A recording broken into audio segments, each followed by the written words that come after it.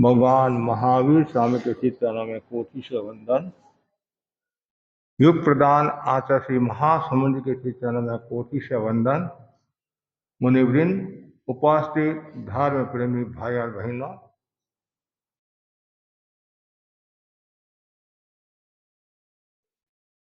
मर्यादा में छिपी है रत्नत्रयी की आराधना। मर्यादा में छिपी है रत्नत्रयी की सुरक्षा। भगवान महावीर की वाणी है, अनुशासन मेव पक्कमे। अनुशासन का अनुकरण करो, अनुशासन में पराक्रम करो। तेरापन धर्म संघ एक प्राणवान धर्म संघ है। इस धर्म संघ की प्राणवत्ता को पोषक देने वाला जो तत्व है वह है मर्यादा। मर्यादा जीवन का श्रृंगार है। मर्यादा सत्यं शिवं सुंदरम का समन्वित रूप है। मर्यादा जीवन को सुसंस्कृत करती है, परिमार्जित करती है। और मर्यादा के द्वारा ही व्यक्ति निर्माण को प्राप्त होता है। मर्यादा है वहां प्रकाश है, उल्लास है, मधुमास है, श्वासोश्वास है। जहां मर्यादा है वहां व्यवस्था भी सम्यक रूप से होती है। जहां मर्यादा है वहां शक्ति है। जहां मर्यादा है वहां चिंतन है। मर्यादा नहीं है तो चिंतन भी नहीं है, चिंतन नहीं है तो विकास भी नहीं है। जीवन की सफलता का महामंत्र है मर्यादा। हर व्यक्ति को मर्यादा में रहना चाहिए। हम प्रकृति की बात करें, सूर्य अपनी मर्यादा में रहता है। यदि वह मर्यादा में नहीं रहे तो प्रलय काल हो जाता है। समुद्र मर्यादा में रहता है, इसलिए उसका मूल्य है। नदी मर्यादा में रहती है तो उसका मूल्य है। चंद्रमा, तारे, नक्षत्र सब मर्यादा में रहते हैं, इसलिए उनका मूल्य है। पशु भी अपनी मर्यादा में रहता है, लेकिन मनुष्य एक ऐसा प्राणी है जो सब मर्यादाओं का लोप कर देता है। नहीं होने वाली बातें भी हो जाती है। किसी ने कल्पना की थी कि समाज में इतना बदलाव आएगा। बदलाव तो अच्छा है, लेकिन ऐसा बदलाव भी किस काम का जिसके कारण समाज को नीचे देखना पड़े, परिवार को नीचे देखना पड़े और आत्मा का नुकसान। बदलो मगर ऐसे कि बूंद से समंदर हो जाओ। और आप मनुष्य को छोड़ा और बंदर बन गए, बदलना बेकार है। शराब छोड़ी और बरंडी पीना शुरू कर दिया, बदलना बेकार है। महाराज, आपने मेरे को सिगरेट का त्याग कराया था। सिगरेट में ईमानदारी के साथ में पालन करता हूं, लेकिन मैंने हुक्का शुरू कर दिया है। आपने शराब का त्याग कराया था तो मैंने बरंडी पीना शुरू कर दिया है। लेकिन जब तक भीतर में मर्यादा के प्रति आस्था नहीं होती है, संकल्प के प्रति आस्था नहीं होती है, तब तक व्यक्ति उत्थान नहीं कर पाता है। तो ये जो विषय आज है, मर्यादा में छिपा है रत्नत्रय की सुरक्षा। आचार्य भिक्षु ने मर्यादा क्यों बनाई? चारित्र चौको पाड़ने के लिए, अर्थात चारित्र की सुरक्षा के लिए, ज्ञान दर्शन चारित्र की सुरक्षा के लिए मर्यादाओं का निर्माण किया। यदि मर्यादा नहीं है तो ज्ञान दर्शन चारित्र की सुरक्षा कैसे होगी? हर प्रवृत्ति में मर्यादा जरूरी है। खाने में, पीने में, बोलने में, चलने में, उठने में, बैठने में, रहने में, कहने में, सहने में, सब में मर्यादा जरूरी है। मर्यादा है तो सब कुछ है, और मर्यादा नहीं है तो कुछ भी नहीं है। कितना सुंदर कहा है, अहम से अरहम, खुद से खुदा, जन से जिन, सर्व से स्व, देह से विदेह, शव से शिव, ब्रह्म से ब्रह्मा, भक्त से भगवान, आत्मा से परमात्मा, सत्य से सुंदर तक की यात्रा कराने वाला, गोताखोरी करने वाला महत्वपूर्ण सिद्धांत है मर्यादा। जन से जिन होना है तो मर्यादा जरूरी है। साधु के 5 महाव्रत हैं, अहिंसा, सत्य, अस्तेय, ब्रह्मचर्य, अपरिग्रह। यदि मर्यादा के साथ पालन करता है, कठोरता के साथ पालन करता है, उसका मूल्य बढ़ जाता है। यदि हम पालन नहीं करते हैं तो हमारे श्रावक समाज भी कभी कहने लग जाता है कि महाराज आप मर्यादा का पालन नहीं करते हैं और गुरु की आज्ञा का ध्यान नहीं देते हैं, जो आपके नियम है उन नियमों के प्रति आप सजग नहीं है। कितनी गहरी बात है। हमने साधुपन लिया है आत्म साधना के लिए, कर्म क्षय के लिए, आत्मा की विशुद्धि के लिए। तो जरूरी है मर्यादा में रहना, सिद्धांत की पालना करना। यदि साधु बनकर मर्यादा में नहीं रहता है, मर्यादा को बंधन मानता है, तो एक तरफ से यह समझना चाहिए उसकी मर्यादा के प्रति आस्था है या नहीं, साधुपना के प्रति आस्था है या नहीं। इसलिए ज्ञानी जन बार बार कहते हैं तू साधु बन गया है, साधना में तल्लीन रे, मर्यादा के प्रति आस्था रख। आचार्य भिक्षु ने बार बार मर्यादाओं का विस्तार किया और एक एक साधु को सचेत किया, तू साधु है और साधना में कमी नहीं आई।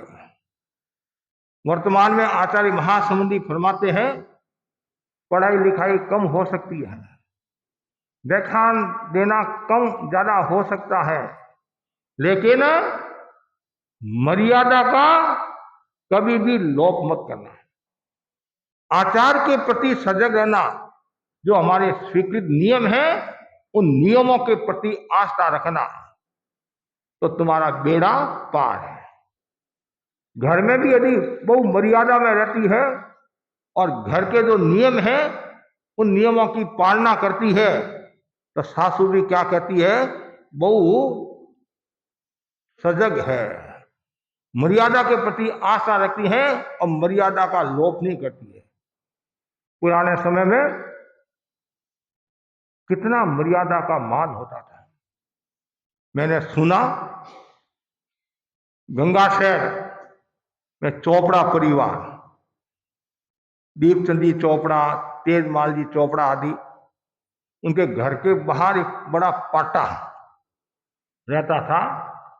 उस पाटे पर 60 लोग बैठे रहते हैं, दीपचंद जी आदि, और वो गड़ी एकदम साफ, वो नदी की रेत होती है, नदी की रेत, बालू रेत है, और एकदम साफ टिब्बे की रेत, साफ एकदम।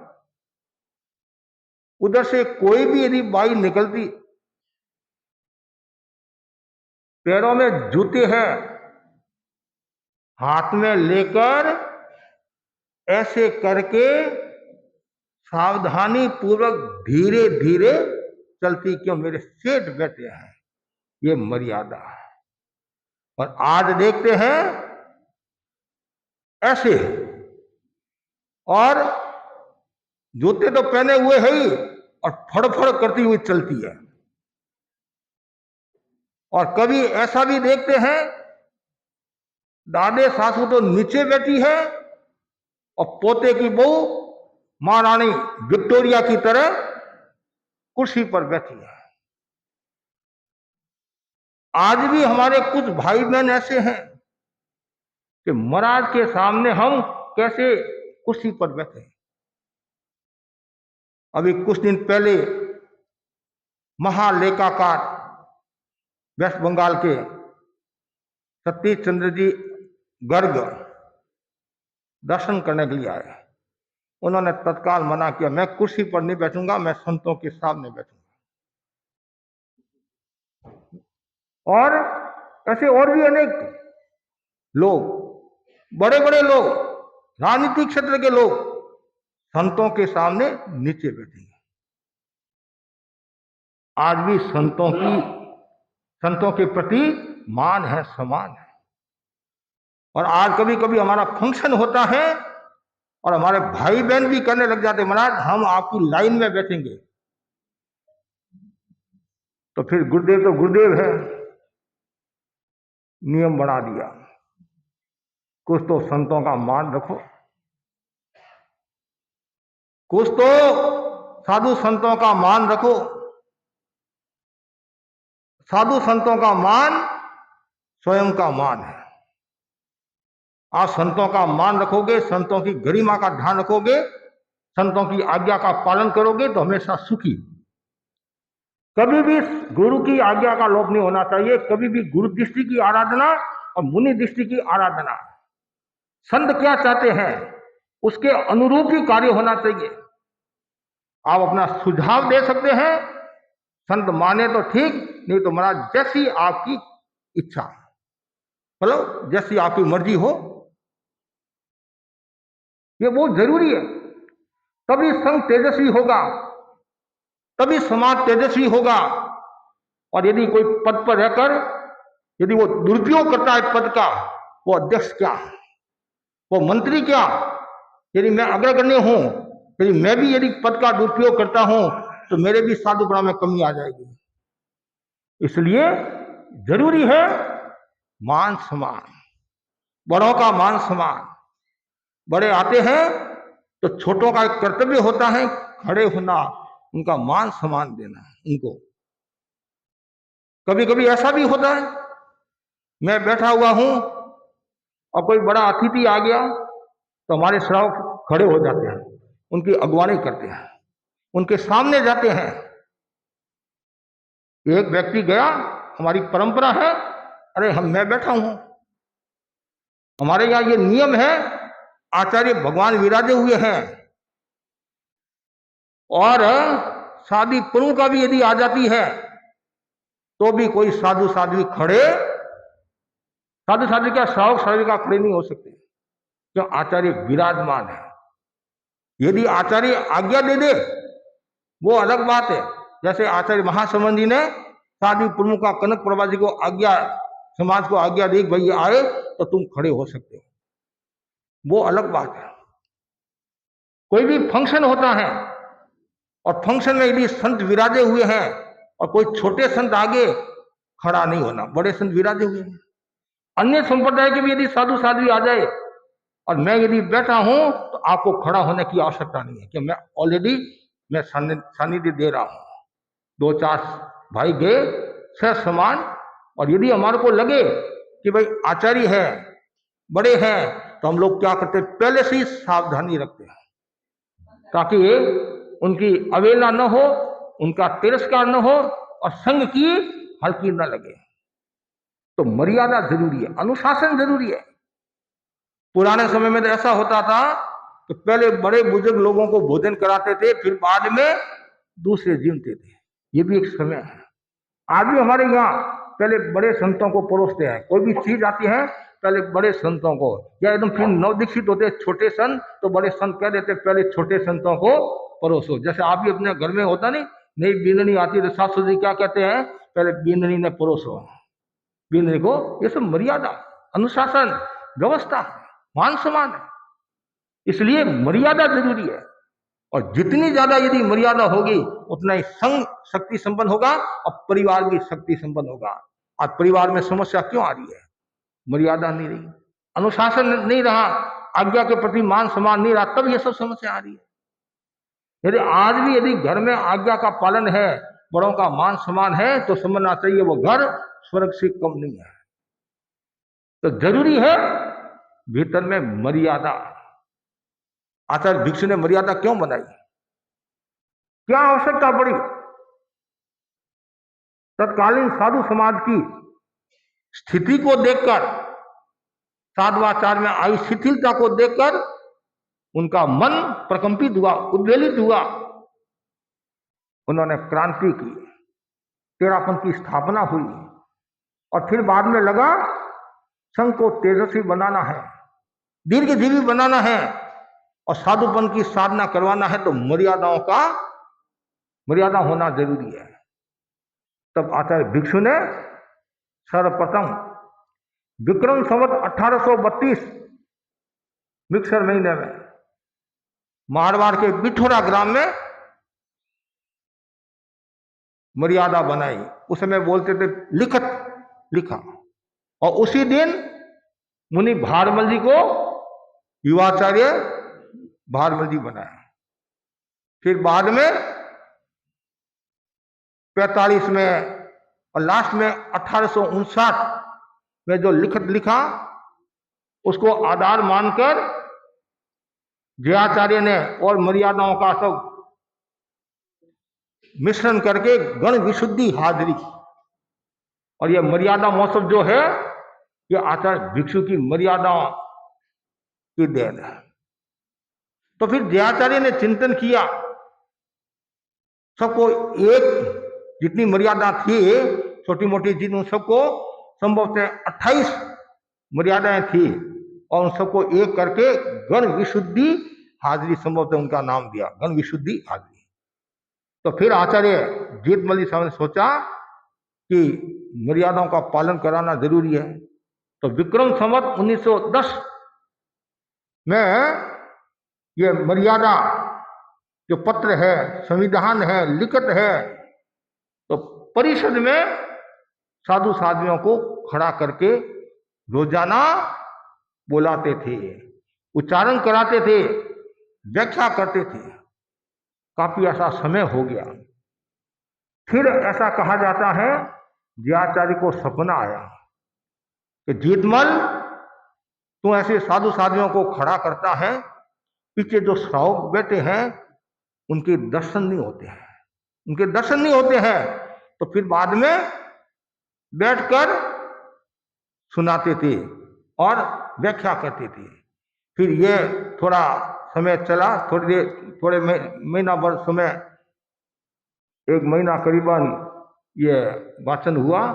फिर बाद में वापिस ऐसे करते करते जयाचार्य ने सोचा, अब दिमाग में साधु संतों के फिट हो गया है, तो फिर सप्ताह में 2 दिन और फिर 1 दिन, अभी वर्तमान में पक्ष में 1 दिन, चतुर्दशी के दिन सामान्यतः हाजिरी में, मतलब ये परिषद में वाचन करना। क्यों? श्रावकों को भी ध्यान में रहे कि साधु समाज की ये मर्यादा है और हमारा क्या कर्तव्य है, हमारी क्या जिम्मेदारी है, हमें भी ध्यान में रहे। ऐसे ऐसे श्रावक हुए हैं, साधुओं ने यदि मर्यादा का उल्लंघन कर दिया, गुरु की आज्ञा का लोप कर दिया, तो उन्होंने भी अंगुली निर्देश कर दिया। मेवाड़ की यह घटना है। विक्रम संवत 67 कालगुणी का युग आ गया। कालगुणी ने मुनि नतमल जी गंगापुर के थे, भंडारी परिवार के, उनका चातुर्मास मोखुंदा घोषित किया। आमेट के पास में गांव है मोखुंदा। और शेष काल में मुनि नतमल जी, नटराज जी देवरिया में विराज रहे थे, जो हमारे मुनि उगमराजी स्वामी की जन्मभूमि। तभी जो मुनि शांति प्रिय जी को जो संथार आया, उनकी जन्मभूमि वहां विराज रहे थे। अब चातुर्मास का समय नजदीक आया। मुनि नतमल जी, नटराज जी के मन में दूसरा भाव आ गया। मोकुंदा तो सामान्य क्षेत्र है, सामान्य क्षेत्र है। मोखम सिंह मतलब वहां तो मक्की की रोटी मिलती है। पुराने समय में मेवाड़ में मक्की की रोटी, राबड़ी आदि ये सामान्य क्षेत्र था। लेकिन गुरु का आदेश दिया तो वहां से विहार किया। और मोकुंदा जो रास्ता जा रहा था वहां पग थम गए, अर्थात जाने का मन नहीं। श्रावक साथ में थे, जुहार मली बोरदिया, जो नामी श्रावक थे, तत्व के जानकार थे, और मुनि के हाव भाव को समझ लिया। और समझने के बाद में एक लाइन उन्होंने कही, पोती पाना रख दो अठे, जाओ मन आवे जठे। पोती पाना यहां रख दो, बाकी आपकी जहां इच्छा हो वहां जाओ। जैसे ये कहा, तत्काल पैर बढ़ गए और मुखुंदा आ गया। तो श्रावक भी कितने सजग थे। समदड़ी के विद्य संजी जीरावला, विद्योजी जीरावला आता नहीं शासन कल्पतरु में, किस प्रकार दयाराम रिखी राम संघ से अलग हो गए थे। लच्छी राम, हाँ, लच्छी राम और रिखी राम संघ से अलग हो गए थे। तो किस प्रकार उन्होंने भूमिका अदा की, और कालगुणी ने उनको विशेष आज्ञा दी, और उन्होंने गुरु की आज्ञा के अनुरूप कार्य किया। और भी ऐसे अनेक श्रावक हुए हैं। मर्यादा के वे जानकार थे कि साधु की क्या मर्यादा है, संघ की क्या मर्यादा है, और श्रावक समाज की क्या मर्यादा है, वो जानते थे। अभी हमारे यहाँ श्रावक संदेशिका है, उन्हें प्राय प्राय काफी बातें हैं, और सबको पढ़नी चाहिए, पठनीय है, और सबके घरों में वह होनी चाहिए। बार बार पढ़ते जाओ, आपको नॉलेज रहेगा, जानकारी रहेगी। मर्यादा की यदि जानकारी है तो समस्या नहीं है, और यदि आपको मर्यादा की जानकारी नहीं है तो कभी कभी आप भावावेश में आकर कह देते, महाराज आपको करपता नहीं है, ये कैसे आपने कर दिया, ये ऐसा नहीं होना चाहिए, ये नहीं होना चाहिए, मैं अभी पढ़कर आया हूं, ये नियम के खिलाफ है। लेकिन जो भी कहे उससे पहले उसको 3 बार सोचना चाहिए। कोई मुनिराज को कोई भी बात 3 बार सोचना, पूरी जानकारी करके फिर गुरु राज को या मुनिराज को वंदना करके, महाराज ये बात ऐसे मैंने सुनी है, ऐसा लिखा हुआ है, और यदि कोई संशोधन हो तो हमारे को बता दो। कभी कभी क्या होता है, पुराने समय में कोई मर्यादा थी, वर्तमान में वो मर्यादा भी नहीं रही। आचार्य भिक्षु के समय हाथ से घी लेने की परंपरा थी। गृहस्थ रख देते, महाराज जितनी आपको आवश्यकता है उतना घी ले लो। रास्ते में अनाज का दाना पड़ा है तो साधु एकांत में रख देते थे। आज वो परंपरा नहीं है। पुराने समय में कैंची सुई आदि है, रात को साधु रखते थे, फिर बाद में मना कर दिया। भिक्षु स्वामी के समय कुछ जो कार्य होते थे, ऋषि राय ने उनको उचित नहीं लगे, कभी आवश्यकता नहीं है तो उन्होंने बंद कर दिए। कोई आचार्य नई मर्यादा भी बना देते हैं। तो द्रव्य क्षेत्र काल भाव देखकर मर्यादाओं का निर्माण भी होता है, परिवर्तन भी होता है। आवश्यकता नहीं होती है तो उस मर्यादा को एक बार कभी आवश्यकता नहीं है, लेकिन जानकारी सबको होना है। साधु संतों को भी जानकारी होना, श्रावक समाज को भी जानकारी होना। तो भिक्षु स्वामी ने इन सब स्थितियों को देखकर मर्यादाओं का निर्माण किया। आचार्य तुलसी ने 2वीं शताब्दी पर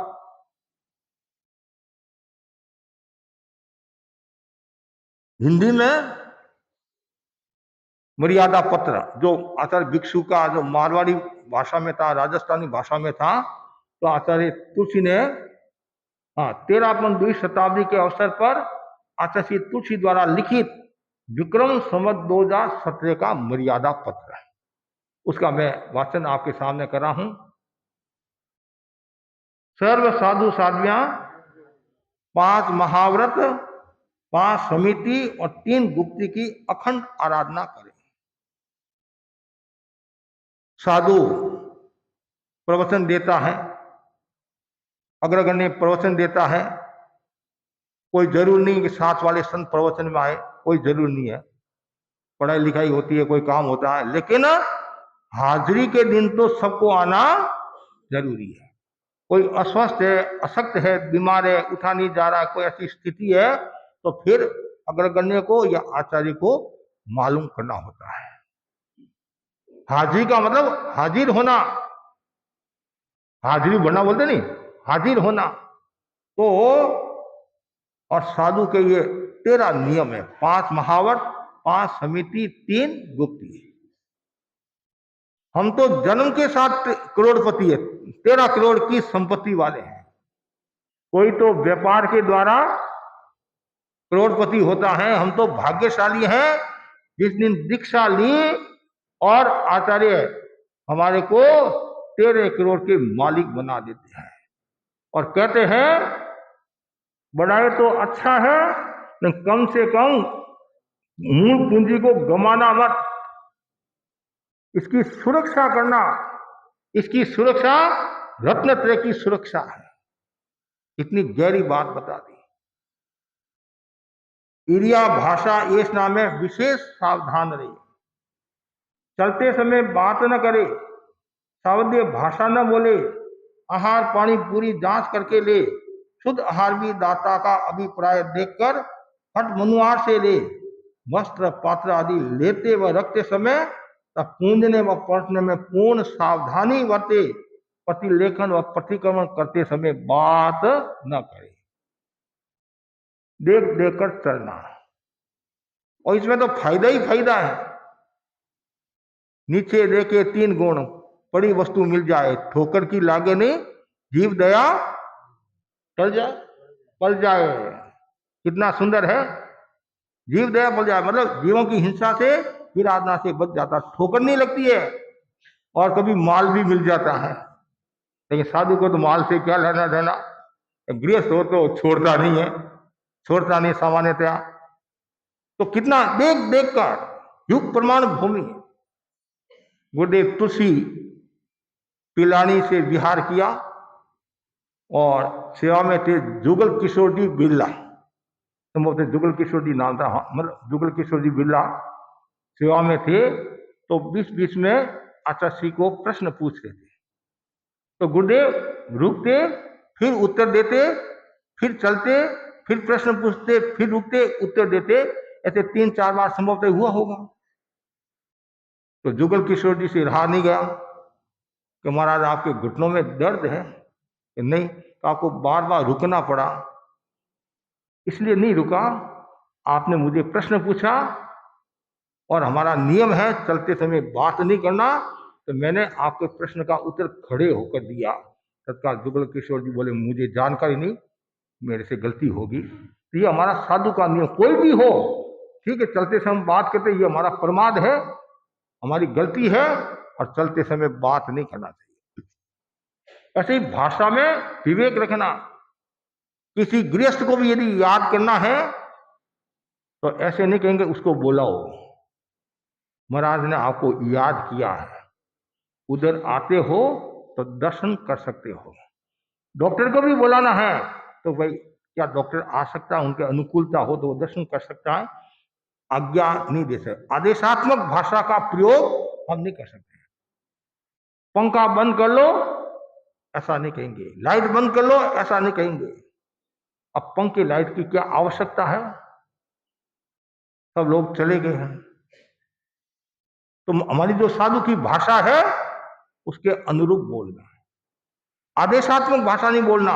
मेरे स्थान की आवश्यकता है तो मैं कहूंगा अब आपकी सेवा हो गई है, तो सामने वाला समझ लेगा कि अब यहाँ रहना नहीं है।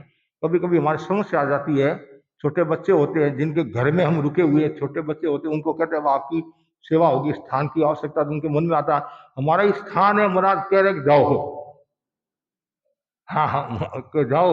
नहीं समझ, उनको समझाना पड़ता है। तो भाषा का बहुत ध्यान रखना पड़ता है। गोचरी में भी सावधानी रखनी पड़ती है, पूरी गवेषणा, सूझता असूझता। ऐसा नहीं है कि खाली गया बढ़िया आया, जाते तो खाली भरकर ही आते हैं, लेकिन उसमें विवेक, सूझता असूझता का पूरी जांच पड़ताल करके फिर गोचरी करना। साधु के बारे में बताया भिक्षु स्वामी ने, दातार की भावना देखे तो चतुर, नहीं देखे तो मूर्ख। गोचरी भी दातार की भावना देखकर जो चीज तुम्हारे को प्रिय है वो दूसरों को भी प्रिय है, उन्होंने अपने लिए बनाई है। और बहनों को भी ध्यान रखना चाहिए, यदि घर की स्थिति को देखकर कुछ चीजें ऐसी होती हैं, आप अपनी पाती की तो बहरा सकते हो, दूसरों की पाती की बहराना है तो खुद विचार कर, कल ऐसा नहीं हो जाए कि मैं तो यही खाऊंगा, वापिस आपको बनाना पड़ेगा। तो घर की स्थिति को देखकर विवेक के साथ में बहराना चाहिए। हमारे संत हुए मुनि विद्धि चंदी स्वामी, तिमंजी स्वामी, एक ही परिवार की 16 दीक्षाएं हुई है। कितनी? 16 दीक्षाएं हुई। और दुंदाला फुंदाला मूछाला, मतलब उनका शरीर भी हट्टा कट्टा। उनका विद्धि चंदी स्वामी के पेट के बारे में बताया जाता है, पेट पर पाती रखकर भोजन करते थे, पेट पर पाती रखकर भोजन करते थे। और ये जो है जंगा बोलते इसको, ये भी एक कमर 90 इंच की कमर थी। कितनी? कमर 90 इंच की। मुनि जतनलाल जी केलवा, मुनि कालू जी छापर और मंत्री मुनि गोगुंदा, तीनों की कमर एक साइड में, मुनि विद्धि चंदी स्वामी की कमर एक साइड में। और ये भी संभवतः 45 इंच होंगे, ये जंगाई बोलते नहीं, 45 इंच, और ये संभवतः 25 इंच। इतना उनका शरीर मजबूत था। ये तिमंजी स्वामी आदि खाने में होशियार थे तो तपस्या में भी होशियार थे वो। ये कम में सूर्य, ये धम में सूर्य, कर्म में सूर्य होता तो धर्म में भी सूर्य होता है। एक बार चूरू से वो विहार करे थे, कोठारी परिवार, चूरू का नामी परिवार, गुरुमुख राज जी कोठारी, गुरुमुख राज जी कोठारी ने गोचरी की भावना, भाई महाराज आप विहार करे हो तो रास्ते में बद नहीं जाते हैं, ठीक है तुम्हारी भावना जैसा अवसर। साधु तो अपनी भाषा में बोलता है। और सुबह विहार किया, घर पधारे, व्रत निजाया, उलट भावना के साथ में व्रत निजा रहे हैं और मुनि भी उलट भावना के साथ ले रहे हैं। लेकिन बैराने वाला उलट भावना के साथ बैरा रहा है, बाद में धार पतली होगी। धार क्या होगी? बैराने की धार पतली हुई, तत्काल संतों ने कहा बस। संतों ने वहां से विहार किया, आगे बढ़ना था, गांव बाढ़ तक सेवा की। मंगल पाठ की बात आई तो संतों का थोड़ी देर सेवा कर लो, हम नाश्ता पानी कर ले, रेत के टिब्बे मतलब नाश्ता पानी कर ले, फिर मंगल पाठ सुना देंगे। तो नाश्ता पानी किया संतों ने, मंगल पाठ सुनाया। और श्रावक जी बोले महाराज आज तो आपको तकलीफ हुई होगी, मैंने आपको ज्यादा बहरा दिया, ज्यादा बहरा दिया कि भाई अभी तो नाश्ता पानी हुआ है, भोजन तो अगले गांव में करने का भाव है, तो महाराज कृपा करा दे। अरे हम तो कृपा कराने के लिए आए और तुम्हारी धार पतली पड़ गई तो फिर हम क्या करेंगे? महाराज मैंने तो सोचा आपको तकलीफ ना हो जाए, तो उसकी तू क्यों चिंता कर, क्यों करे, वो तो हम चिंता करेंगे। हमारे को आवश्यकता तो हम नहीं, आवश्यकता तो हम मना कर लेंगे। तुम्हारी धार पसली पड़ गई, हमारा नियम है। दातार की भावना देके तो चतुर, नहीं देके तो मूर्ख। वो भाई पश्चाताप करता रह गया, उसकी आपको चिंता नहीं करना है। आप भावना भाव, और वो कई बहनें बहुत समझदार हैं, सब चीज की भावना भाते हैं, और जैसे आपकी अनुकूलता और आवश्यकता में कमी मत रखना। कुछ बहनें ऐसे भी होती हैं तो विशेष चीज होती है, सब घरों में नहीं मिलती है, उसके लिए आग्रह भी करती है, आग्रह भी करती हैं। बाकी जैसी आपकी अनुकूलता, बहुत समझदार। पुराने में तो क्या है, द्वारका प्रसाद नाम सुना आपने? भिवानी का द्वारका प्रसाद, और मंत्री मुनि पधारे गोत्री के लिए, और ज्यादा लेकर आ गए। तो कालूगुणी ने शिक्षा दी, मगन जी ध्यान रखना चाहिए कि वो द्वारका प्रसाद है। द्वारका प्रसाद हुआ तो क्या, ध्यान रखना चाहिए। ठीक तहत गुरुदेव एक दिन कालूगुणी को अर्ज की, आपको पधारना है। तो कालूगुणी तो जानते थे ये ज्यादा बहराता है, ज्यादा बहराता है, तो पाथरी छोटी लेकर गए, छोटी पाथरी लेकर गए, और पाथरी रखी, पाथरी रखी, और जैसी पाथरी, मालपुआ होंगे समोसे, पाथरी रखी, और फटाफट ससुरा क्या देखता, बच्चों को ससुरा बोलते हैं, ससुरा क्या देखता, फटाफट बैठो, पाथरी इतनी थी और जेब इतनी आ गई। मतलब तो पर मंत्री मुनि भी कब चूकने वाले थे कि गुरु का गुरु कौन, आपस में प्रेम स्वार्थ था। तो कहने का मतलब ऐसे श्राव भी आज भी कुछ ऐसे है, हम पार्टी रखते हैं और इतने होशियार, अरे भाई शांति रख, हम कोई चिमंजी स्वामी नहीं है, विद्युतनी स्वामी नहीं है, हम तो, हमारा पेट भी उतना नहीं है। आज भी कुछ हमारे ऐसे साधु है, छुटकारा ना के अवसर हो तो कोई चीज उठा भी लेते हैं, लेकिन अब वो पहले जैसी स्थिति नहीं है। लेकिन मूल जो मैं बात बता रहा था गोत्री की, तो विवेक के साथ गोत्री करे और विवेक के साथ गोत्री कराए, और दातार की भावना देखकर गोत्री करनी चाहिए। वस्त्र पात्र आदि है, लेते रखते समय ऐसा नहीं कि सीधा फेंक दिया, ऐसा नहीं। हमारा नियम है यत्ना पूर्वक वायु का की हिंसा से बचना, दोष न लगे। प्रतिक्रमण प्रतिलेखन में भी पूर्ण सावधानी रखना, पूर्ण जागरूकता के साथ प्रतिक्रमण करना, एक एक शब्द पर अनुप्रेक्षा अनुचिंतन करते हुए यदि आप विधिवत भाव प्रतिक्रमण करते हैं तो तीसरे भाव में मोक्ष को प्राप्त हो सकते हैं, ऐसे हमारे बड़े संतों ने कहा है। और प्रतिक्रमण से तो संभव है तीर्थंकर नाम गोत्र का भी बंधन हो सकता। भाव प्रतिक्रमण मतलब कहने का मतलब है कोई भी काम करें हम विधिवत और भावना जागरूकता के साथ कार्य करेंगे तो बहुत बड़ी सफलता मिलेगी। भिक्षु स्वामी ने सूत्र सिद्धांत देकर सम्यक श्रद्धा और आचार की परिपूर्णा की। त्याग धर्म भोग अधर्म, व्रत धर्म अव्रत अधर्म, आज्ञा धर्म अनाज्ञा धर्म, असंयति के जीने की इच्छा करना राग, और मरने की इच्छा करना देश, और उस संसार समुद्र से उसके तरने की इच्छा करना गीत राग देव का धर्म है। ये तेरा मन का मूल हार्द है। ये बहुत, जैसे कभी कभी हमारे भाई बहन कहते नहीं, भगवान महावीर का क्या सिद्धांत, जियो और जीने दो। ये भगवान का सिद्धांत नहीं है। कभी कभी हमारी बहनें गीत गाती नहीं, उसमें भी जियो और जीने दो, तो जियो जीने दो में तो राग का भाव है। ये भी यहाँ भी संभव है, जियो और जीने दो, ये पट्टी कभी कभी गले में डालते नहीं, मेहमान आते हैं तो वहां भी मैंने देखा था जियो और जीने दो, लेकिन ये हमारा सिद्धांत नहीं है। जियो जीने दो में तो राग का भाव आ गया।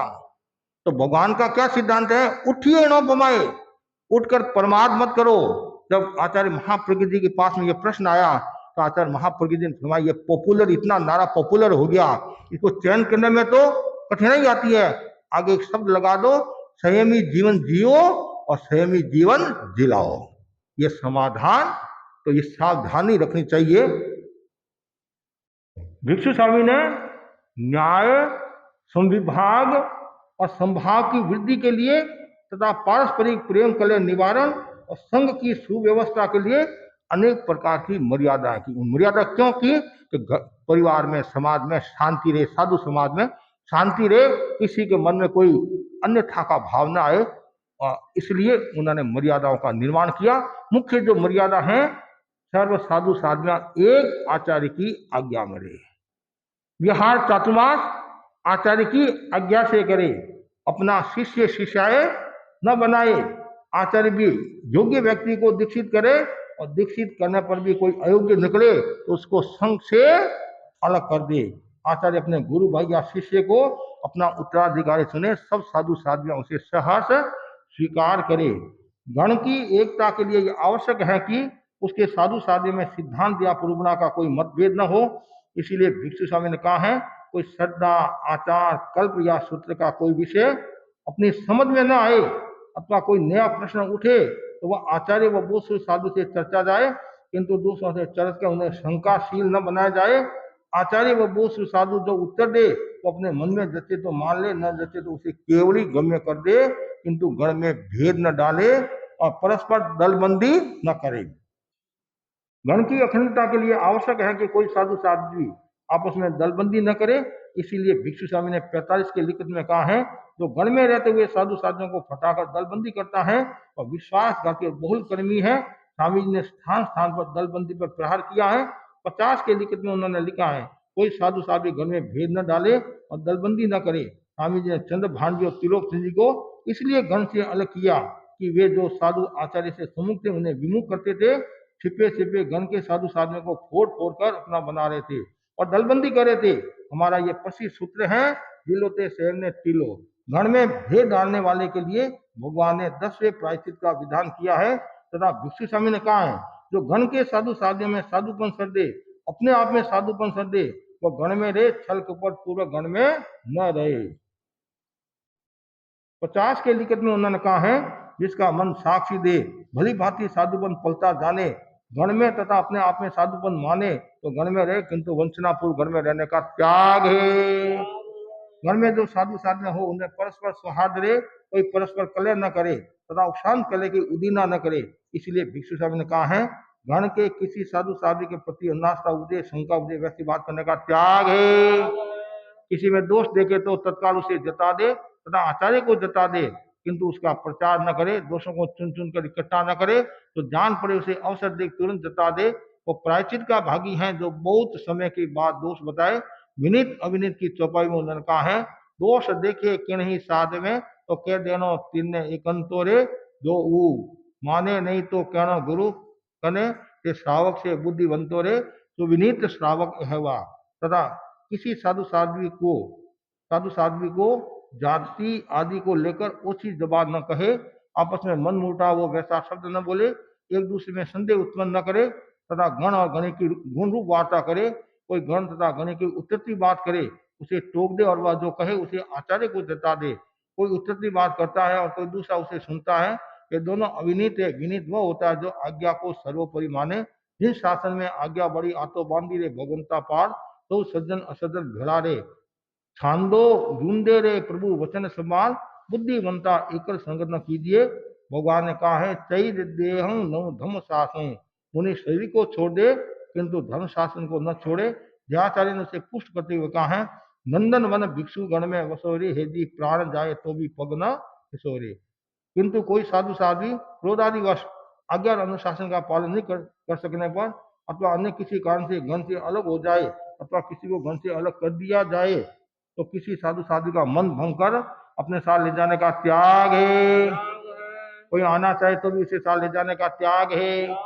गण के साधु साधुओं की उत्तरती बात करने का त्याग है। अंश मात्र भी अवर्णवाद बोलने का त्याग है और छिपे छिपे लोगों को शंकाशील बना गण के प्रति अनास्था उपजाने का त्याग है तथा वस्त्र पात्र पुस्तक बने आदि गण के होते, इसलिए उन्हें अपने साथ ले जाने का त्याग है।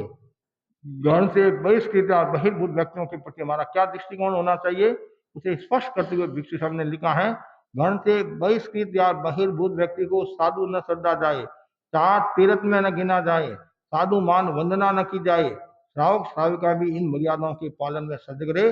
भिक्षु स्वामी ने गण की सुव्यवस्था के लिए मर्यादाएं की है। उन्होंने दिग् दृष्टि से देखा कि भविष्य में वर्तमान मर्यादाओं में परिवर्तन या संशोधन आवश्यक हो सकता है। इसलिए उन्होंने लिखा कि आगे जब कभी आचार्य आवश्यक समझे तो वे इन मर्यादा में परिवर्तन या संशोधन करे और आवश्यक समझे तो कोई नई मर्यादा करे। पूर्व मर्यादा में परिवर्तन या शोषण हो अथवा नई मर्यादाओं का निर्माण हो, उसे सब साधु साधना सहर्ष स्वीकार करे। सफल साधु वही होता है जो साधना में लीन रहे। निर्लेप रहने के लिए यह आवश्यक है कि साधु साधना गृहस्थों के संग परिचय में न फंसे। निद्रा, हास्य, विकता ये साधना के विघ्न है, इसलिए नींद को बहुमान न दे, हास्य और विकता का वर्जन करे तथा ध्यान और स्वाध्याय के द्वारा आत्मा को भावित करे। महाव्रतों, समिति, गुप्तियों तथा गण की छोटी बड़ी सभी मर्यादाओं का सम्यक पालन करने वाला मुनि आचार्य की आराधना करता है, श्रमणों की आराधना करता है, सब लोगों की दृष्टि में वो पूज्य होता है तथा जो उनका सम्यक पालन नहीं करता तो न आचार्य की आराधना करता है और वह न लोगों की दृष्टि में पूज्य होता है। इसीलिए विनय साधु साधना आज्ञा, मर्यादा, आचार्य, गण और धर्म की सम्यक आराधना करे और धन शासन की गौरव वृद्धि करे। आणं सम्मं आणाई सामे, मेरं सम्मं पालय सामे, आर्यं सम्मं आराई सामे, गणं सम्मं अनुगमित सामे, धम्मं कयामि जय सामे, आणं शरणं गच्छामि, मेरं शरणं गच्छामि, आर्यं शरणं गच्छामि, गणं शरणं गच्छामि, धम्मं शरणं गच्छामि।